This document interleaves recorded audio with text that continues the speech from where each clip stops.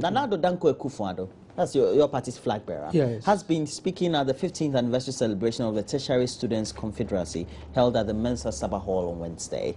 Now, he's been promising a lot, that is, if his government comes into power after the 2016 general elections, he will make sure those are implemented adequately. We'll speak on that very subject. But in the meantime, though, promises were made about the power barge that is expected to come into our country. Apparently, never even set sail after a lavish ceremony was performed in the Turkish waters.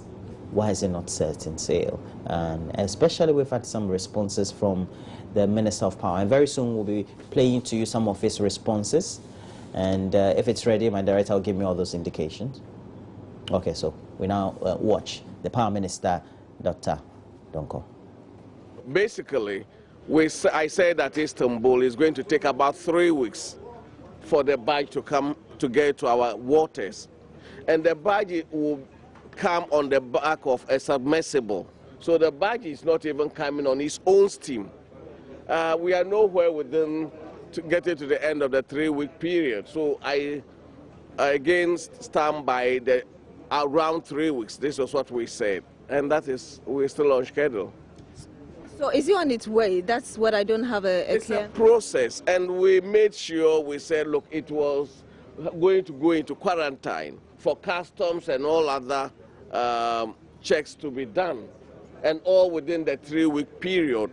So if it's not when it's set sail, it at least set sail from the dockyard to customs for quarantine.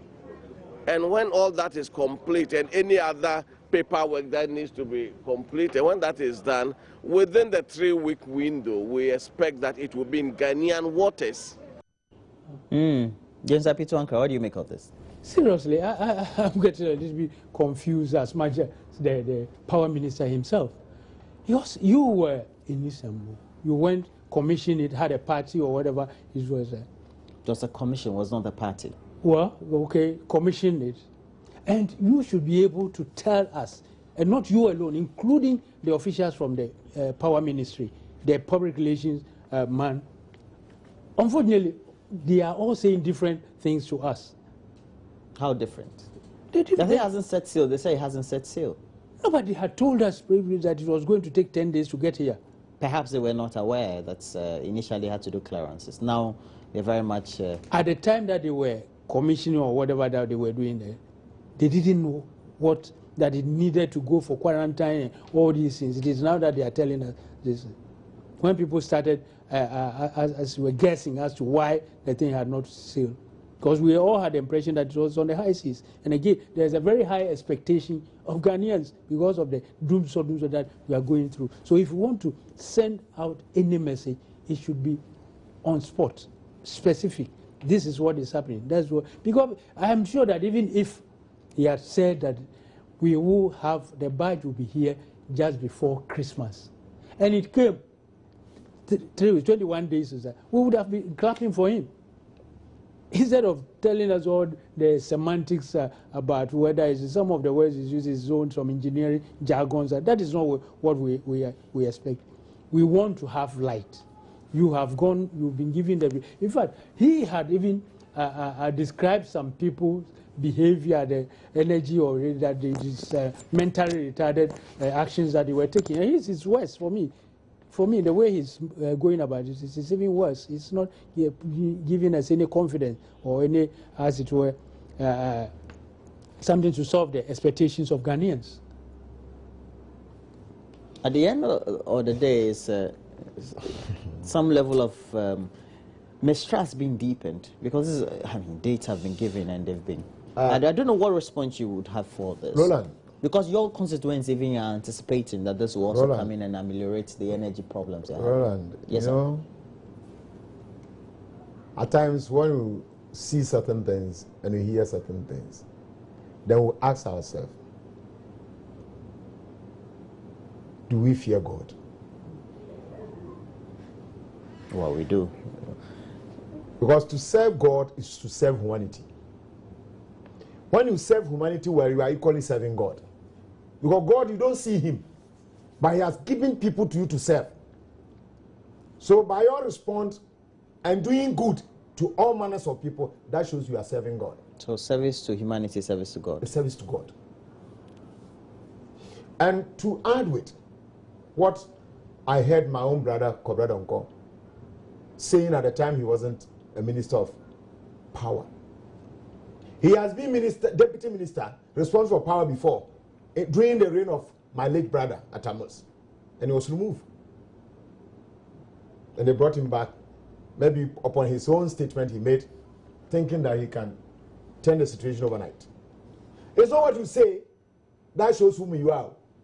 What it comes out of you, what you can do to better the lot of the people, that makes sure that you are a human being. Well, I do understand all the point that the two of you are making, but we have to be realistic. Just behind you, we have the barge. It's been inaugurated. We know that we have the barge that is designated for Ghana. It's destined to be in our waters. Well, if there's a time difference as to when it finally arrives at our shores, that shouldn't be a difficulty that Ghanaians can handle. What is the difficulty? Is it the timelines that we're being given or what? If you have allowed me to flow, it would have been better for our audience out there to understand what I want to arrive at. Roland, when you are put in position, you are supposed to do what? Manage. And we all know management. Management goes with planning and execution. You plan before you execute. So when you were outlining the agenda or the management proposal for the securing of the barge, timeline for the barge, you didn't know. That maybe it has to go for quarantine. And quarantine will take maybe 6 days. It's not planning. Before it will take off from Istanbul, you know the date. Then you calculate all these things. Then you put incidental, unforeseeable, what do you call things that will happen beyond your own imagination as a human being. Then you add maybe difference of a week or a month to it. Then you come out to tell the people. Then you are doing proper management. Holistic management. Management based on planning and evaluation. But you come and tell us 10 days the barge will be in the waters. Ghanaian waters. Oh. Knowing very well that the time you were telling us from today up to that 10 days, even the barge has not left the waters of Istanbul. He doesn't deserve to be paid. I'm telling you, I'm NDC, but he doesn't deserve to be paid because he's not doing what he's supposed to do. He's not doing what he's supposed to do because President have a trust in you. That's why he has imposed that responsibility that serve Ghanaians. Is that how they are serving us? I'm NDC, but this one is neither here or there. Yeah, because the dates just don't add up. It's a recipe for disgrace to the government that he belongs to and the party that he's a member. Okay. Because we didn't base our party construction on this rhetorics. The party stands for probity, accountability, and development. That is what we stand for. That's why some of us belong to that party. That's some of us brought the party into being. They should rather do the right thing so that the president will be exonerated from all this shame. Because they were giving him timelines today, and the president also believing the people that he has appointed. So when the time he come and tell us, then always the president becomes a laughing stock. We can't tolerate this thing. Never again such a thing should happen. No, that's a very powerful speech. I hope this will be used as an insert in some of the news. But it's disheartening, you know. But Mr. Pituankra, do you think, in your own hindsight, do you think he could have be a bit circumspect about the deadline that he kept giving, or he gave on this very one? Because you're saying that he could have given before Christmas, and that would have been acceptable. Absolutely. If we are not too sure of what is happening, that's what you do. You give a longer period. If you are able to deliver in a shorter period, people will be happy. The miscommunication in the dates makes him looks bad, but also makes the president looks bad, really. Absolutely. That's where I was coming from. That whatever. Minister, because this one you can't say it's the president's fault. No. You went there, you went to the inauguration. Sure. Then you gave everybody the everything. You know, so you ought to ask yourself, am I being truthful with what I'm giving to her? Am I being fair? Or realistic? Or realistic with the appointing authority? Because I'm working on their behalf and in their stead. So whatever I do, you should know at his level that it's a reflection on His Excellency, the President, and that he ought to be very circumspect about whatever comes out of it. And you don't come, and you and your public relations were there. So how come the two of you come and start saying different things? I mean, obviously, that's not a good manager. If you're a minister, you're a manager, you should be able to manage the situation. So I'm surprised that if he has any shame, by now he himself should have asked that enough. I said I'll go after this, but I think I've had enough of this bottleneck, so I want to quit. And again, this comes back to what close to what we were discussing. Even though he hasn't taken physically money or caused a physical reason to Ghana, what he has done to Ghana and the blow that he has led to Ghana, it's a lot of despondency that what is this government that today it is that, the next day it's a different issue, that people from the same ministry come and be telling us different things at the same time. So Dr. Kwabra Donko, if he has any shame, he should be quitting. He shouldn't even wait for the president. Oh, it's just a ship that's supposed to sail from. It's not just a ship, my brother. It's not just a ship. What we've gone through the past 3 years, what has affected the economy, people's businesses, jobs have been lost, and all these were, and that we were gradually seeing that there was some hope coming. Then you come and mess up this whole situation and create this kind of situation for the whole nation. Well, you know what? At times we glorify wrongs. That is why some of them will continue taking us for a ride. You understand? I think one of the European countries, the man did not cause any havoc. The railway, there was a very good accident. Accidental. As a minister, he said he didn't. Was I in Spain? No, I've forgotten about the country. He resigned. He resigned, yes.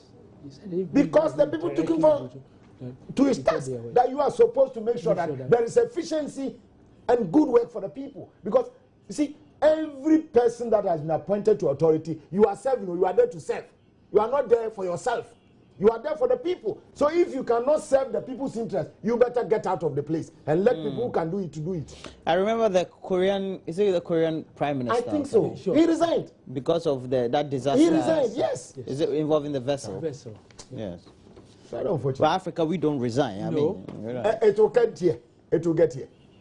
And Romania, a minister had to resign because a nightclub was banned. If the people take the people that they put into place to charge. But that's why it's smally techie. No, it's not small. Nana Addo Dankwa Akufo-Addo has urged the youth of Ghana not to lose hope because change is on its way come the 2016 elections. And he was speaking at the 15th anniversary celebration of the Tertiary Students Confederacy of the MPP. They are known by the acronym TESCON. NDC has their staying. Now, he was promising a lot of things about agriculture, and well, we have an insert, we'll play, and then we'll get back into the studio to look at it. On the back of an expanding and diversified agriculture, we will set down on a solid platform of industrialization, which will see economic growth matched by job creation. You know, we can do it.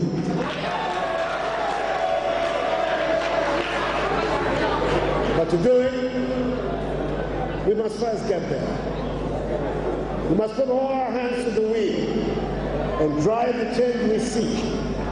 Our solution will be principally fourfold.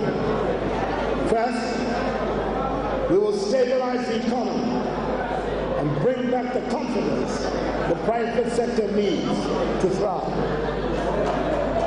Second, we will come down heavily on corruption, instill fiscal discipline, and invest the savings made in areas that can create jobs or open up the economy for greater vibrancy.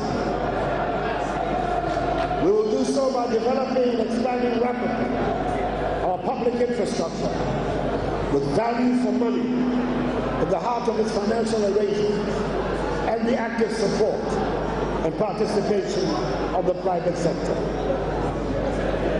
And the Akufo-Addo government will invest in our institutions of learning to acquire new technology, to provide skills and education to the nation of young people who are being left out of the job market. No nation can afford to marginalize the youth, the very group that makes up the chunk of its labor force.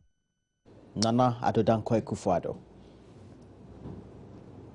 Yes. Roland, I think at this stage of where this country has come to, we needed somebody to give our youth some hope. People have left universities 1 year after national service, 6 years on the line, no work. And thank God that Ghana and Ghanaians, they have the staying power, you know, the types who get it. Because it's becoming a little bit frustrating. Year on, we keep piling national service staff or personnel on top of the previous years, and it keeps on and on and on. Now, go to every you meet these young lads looking for non-availability of work. And if we don't get somebody to give them hope that, look, there is hope at the end of the tunnel, what we need to do is to change our attitude, change the way we run our economy, add value to our raw materials. For instance, I mean, Assad now, I cannot understand why our cocoa, of course, we might not be able to, as it were, turn all, but we should be able to be doing something with a cocoa. Palm oil, we got Malaysia to come for it from us and went out there. And Malaysia is doing so many things with the palm tree. We haven't done all these things. Now, I am told that even the imports that our people are doing, they've stopped. What they are doing is to go and buy treasury bills and just stay home and make money. Those who are going to China, and I hear a lot of them have decided to. Because it's not profitable. It's not profitable anymore. Buying treasury bills rather, or instruments is better. Instruments is better. It gives a better return. So we need somebody to give our youth some hope that at the end of the day, there would be something to say. It's a question of just, keeping your cool and making sure that we get a government or a leader who will come and want to deliver. And on this matter, I believe that we've come to a stage where we need leaders who are not, or who are self-made. They've made it already.